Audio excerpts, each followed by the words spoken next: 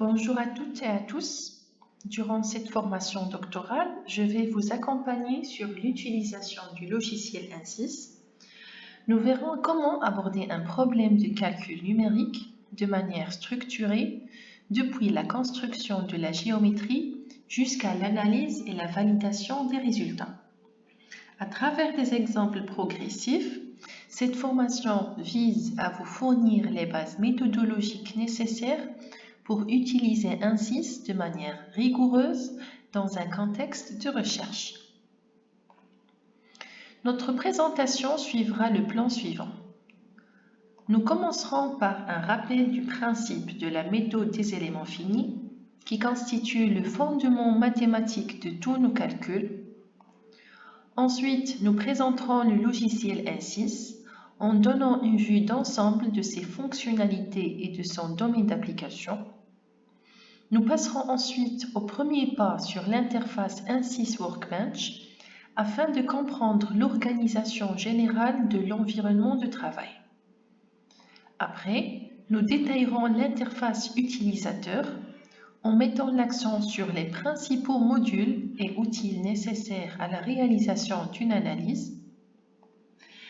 Et la cinquième partie sera consacrée à la modélisation géométrique sous SpaceClaim, en commençant par des modèles simples, puis en progressant vers des géométries plus complexes, notamment différents types de ressorts, tels que le ressort hélicoïdal, les Belleville, ainsi que des ressorts guidés. Avant de parler d'ANSYS lui-même, il est crucial de comprendre l'outil mathématique et numérique qui est le moteur de presque tous les logiciels de simulation mécanique. C'est la méthode des éléments finis, ou bien ce qu'on appelle la MEF. Le principe de base est un principe de diviser pour régner, c'est-à-dire farraq tasud. Imaginez une structure complexe comme un pont ou une pièce d'avion. Calculer son comportement est très complexe. Donc, la méthode des éléments finis va discrétiser cette géométrie, la découper en une multitude de petits éléments simples et de formes standards, comme des cubes, des tétraèdres, etc., que l'on appelle le maillage. Ces éléments sont connectés entre eux par des nœuds. Dans la méthode des éléments finis, le domaine étudié, oméga, est décomposé en sous-domaines géométriques de forme simple appelés éléments petit e.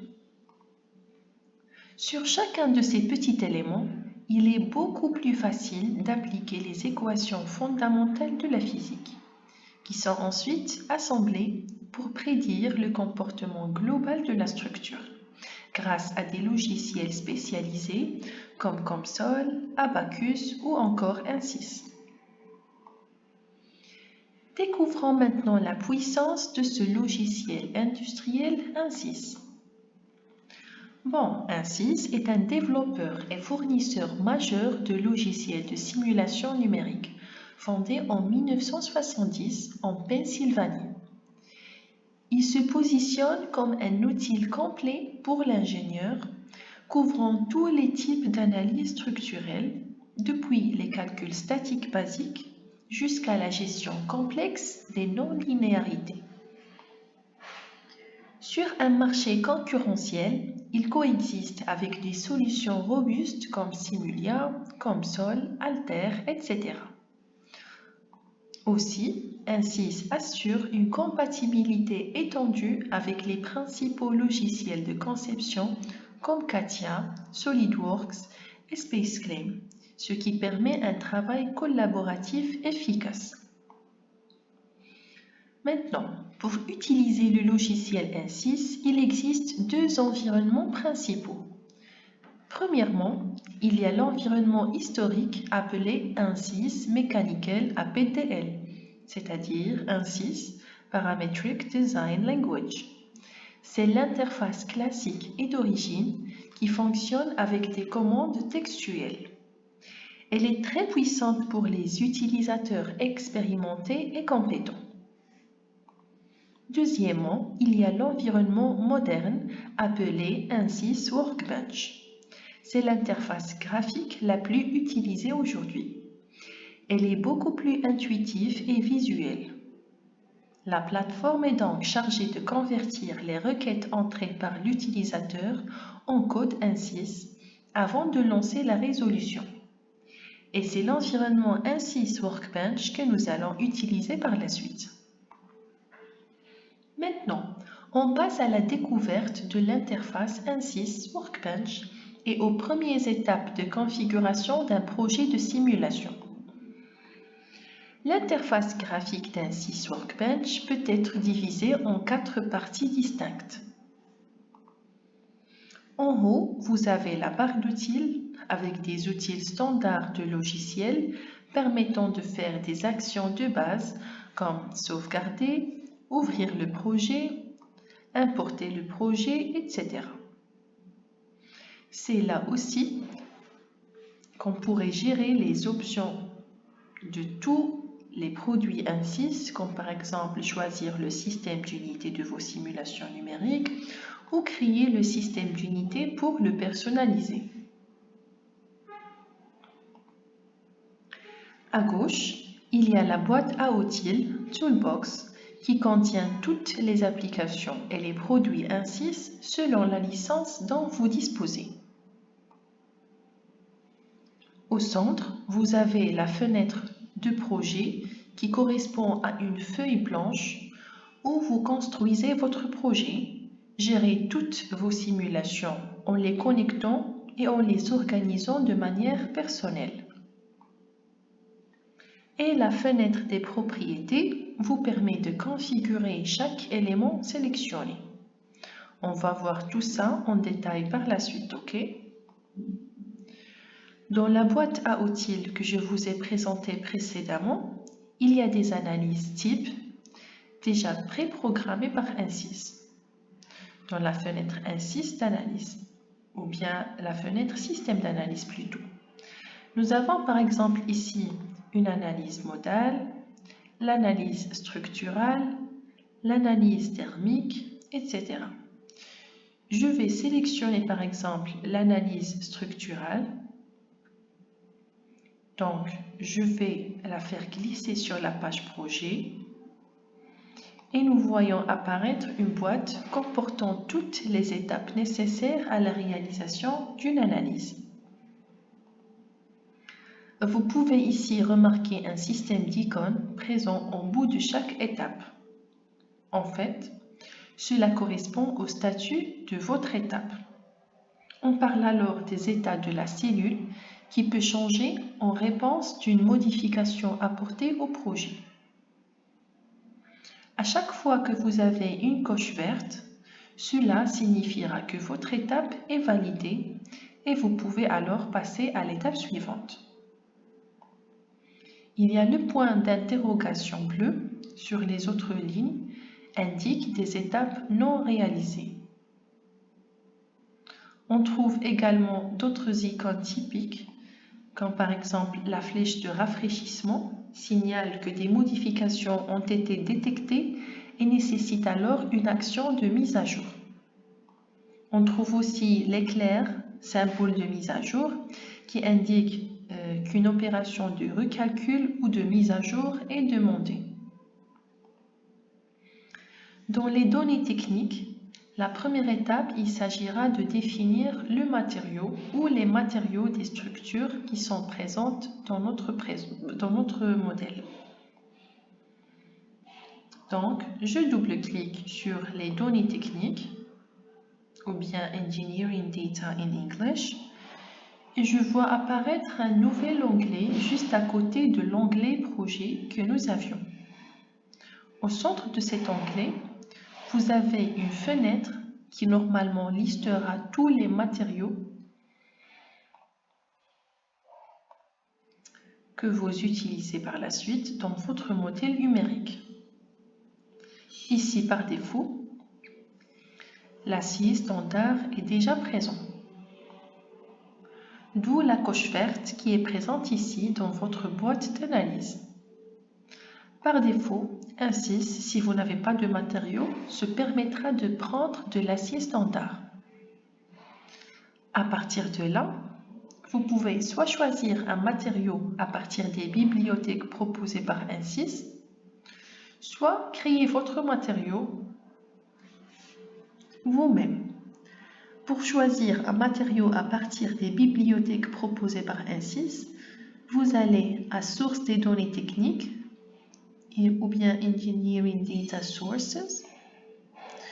Vous avez ici alors 3 fenêtres qui s'affichent. Dans la première fenêtre, la liste de toutes les bibliothèques proposées par ANSYS. Vous choisissez une des bibliothèques. Dans la deuxième fenêtre, vous verrez la liste des matériaux de cette bibliothèque. Et lorsque vous choisissez le matériau, vous voyez dans la troisième fenêtre les propriétés de ce matériau que vous pouvez changer bien sûr lorsque vous ressortez de la bibliothèque.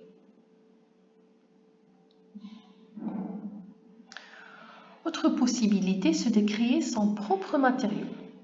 Nous allons sur une ligne vide, nommer notre matériau. Ensuite, ici à gauche, nous avons des lois de comportement matériaux qui nous sont proposées par ANSYS.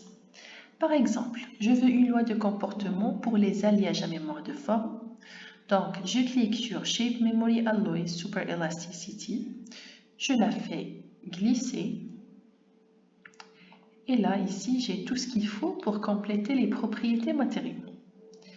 Les cases colorées en jaune indiquent qu'il manque une information. Il s'agit ici donc des propriétés matériaux à compléter. Je complète ces propriétés matériaux. Une fois que c'est fait, j'ai bien une étape validée. Lors de la deuxième étape, vous mettrez en place la géométrie. Soit en la créant à partir du logiciel de conception proposé par ANSYS Workbench, comme SpaceClaim, Design Modeler, ou soit en important un fichier de géométrie à partir d'un logiciel externe. Il faut savoir qu'ANSYS Workbench est capable de lire près de 90% des fichiers de conception existants sur le marché, ce qui est bien sûr un point fort pour lui. À partir de la troisième étape, modèle jusqu'à l'étape résultat, nous entrerons dans une nouvelle application appelée Mechanical. Dans l'étape modèle, vous allez mailler la structure, puis intégrer les connexions entre les pièces. Dans l'étape configuration, vous allez mettre en place les conditions limites sur votre structure, c'est-à-dire les conditions de chargement et de blocage. Dans l'étape solution, nous mettrons en place les options d'analyse, le type de solveur, etc.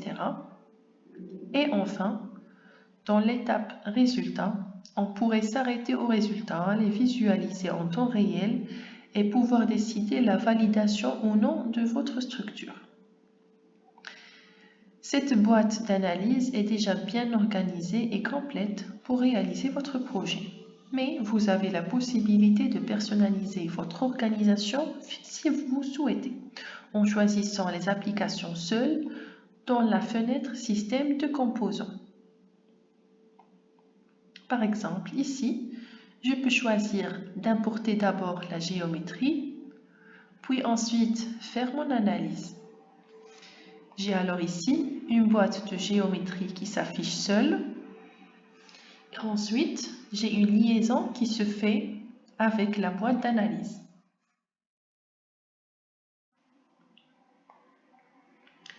Cette liaison est bleue avec un carré au bout.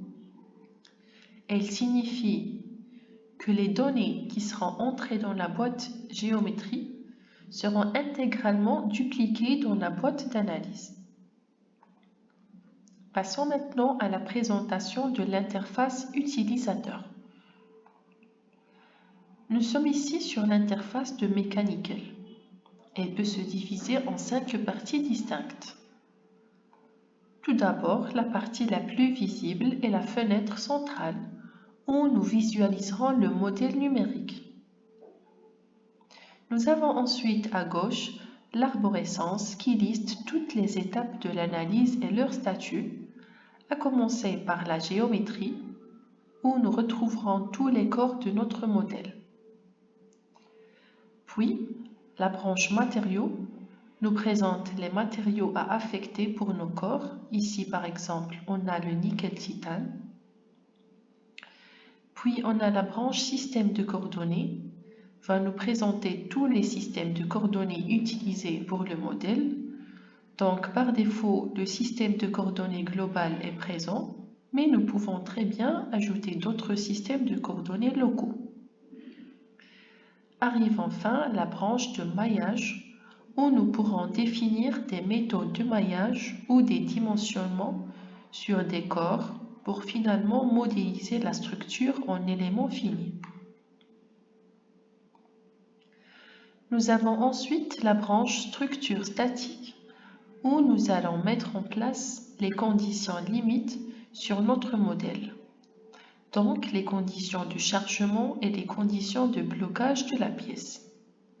Pour enfin terminer avec la branche solution, où nous lancerons le calcul et nous pourrons visualiser les résultats de notre analyse. Vous remarquerez qu'il y a des icônes au niveau de chacune des branches de l'arborescence. Elles renseignent en fait sur le statut de l'étape en cours. Par exemple ici, la coche verte nous indique que l'étape est bien validée. Maintenant, comment va s'organiser l'arborescence? En fait, il s'agira d'ajouter des outils respectifs à chacune des branches, selon ce que l'on souhaite analyser dans notre modèle. Ces outils se trouvent tous dans le ruban supérieur de l'interface. Ils sont classés et regroupés selon des onglets spécifiques. Parmi ces onglets, seul le deuxième onglet appelé Contexte va être variable. Tous les autres onglets, c'est-à-dire Accueil, Affichage, Sélection et Automatisation, seront des onglets fixes, c'est-à-dire que les outils qu'ils proposent seront fixes quel que soit le modèle. Par contre, au niveau de l'onglet Contexte, les outils vont varier en fonction de la position du curseur sur l'arborescence. Par exemple, ici, je me positionne au niveau de la géométrie et je vois qu'au niveau de l'onglet Contexte, nous nous trouvons sur Géométrie. De même, je me positionne au niveau de maillage et je vois qu'au niveau de l'onglet Contexte, nous nous retrouvons sur Maillage. Et lorsque nous choisissons un outil, il faut renseigner les propriétés et les options de cet outil dans le tableau qui se trouve juste en dessous de l'arborescence en bas à gauche. Ici par exemple, notre géométrie a une masse de 1,12 10-2 kg, un volume correspondant de 1,74 10 à la puissance moins 6 mètres cubes, le nombre de nœuds, aussi le nombre d'éléments, etc. Et enfin, la dernière partie de l'interface est la barre qui se trouve tout en bas. À gauche, elle renseigne de l'action en cours. Et à droite, elle renseigne du système d'unité utilisé dans le modèle. Des informations sur la sélection, des messages d'avertissement et d'erreur. Et si nous voulons visualiser le message d'erreur, il suffit de double-cliquer dessus. Nous voyons les messages apparaître sous forme de tableau et nous pouvons aller sur le message en question, double-cliquer pour avoir le message en détail.